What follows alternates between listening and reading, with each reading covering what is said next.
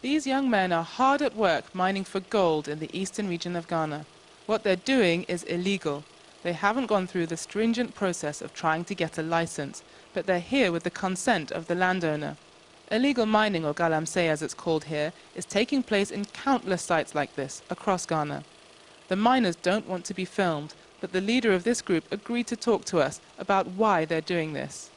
This guy I'm saying here, at least every day you can get something to feed your family. I think that's why everybody is putting himself and pushing himself into this system to support your livelihood. You see, that's it. But the work is dangerous. Is it worth it? It's so dangerous. Oh, okay, if you take good care of it, it's not so much dangerous as you are saying. They divert entire waterways in search of gold, and once they finish with a site, they often just abandon it. The small-scale miners who are licensed and regulated are required to reclaim the land. At least 3,000 boxes of pineapples are exported every month from this farm in Ghana. They enter the European Union free from tariffs and quotas. Farmers like Solomon Weafe rely on this arrangement to stay in business. He wants West African countries to sign off on a trade agreement with the EU, known as the Economic Partnership Agreement, or EPA. If the deal doesn't go through, it means we are going to be paying certain tariffs on our produce, which is going to add to our cost of production.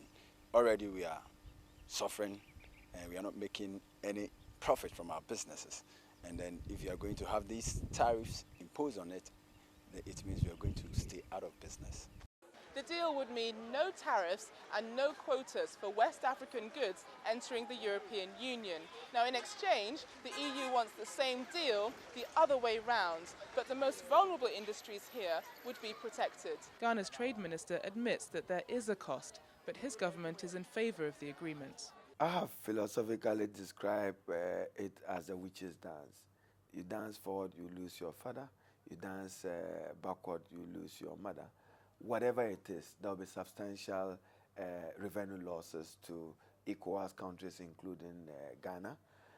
If you don't sign, you also will suffer immediate disruption of your exports into the EU market. Opponents argue that the EPA is not the right kind of deal for West Africa. Europe is a primary commodity market, so you send your raw materials for them to add value to it and bring it back to you in Africa.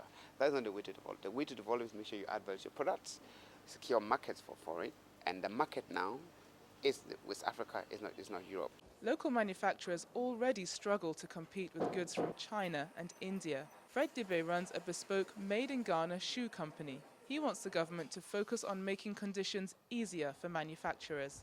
There's a real lack of a manufacturing culture and infrastructure. There's not enough investments, modern investments that will really help us compete on a global stage. And that's a real huge problem.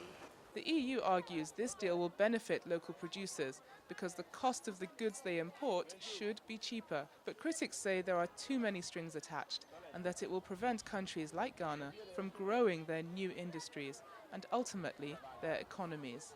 Ama Boateng, Aljazeera, Accra, Ghana.